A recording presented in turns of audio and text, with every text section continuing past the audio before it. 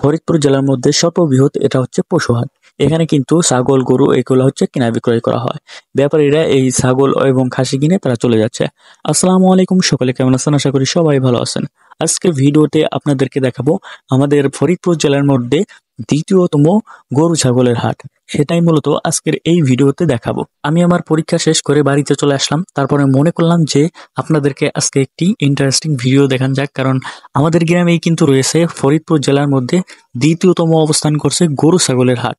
তো সেই গরু ছাগলের হাটই কিন্তু আপনাদেরকে আজকের ভিডিওতে দেখাবো। সেই জন্য আমি একটি অটো ভ্যানে করে চলে গেলাম আমাদের যে ফরিদপুর জেলার দ্বিতীয় বৃহৎ পশুর হাট রয়েছে সেটিতে।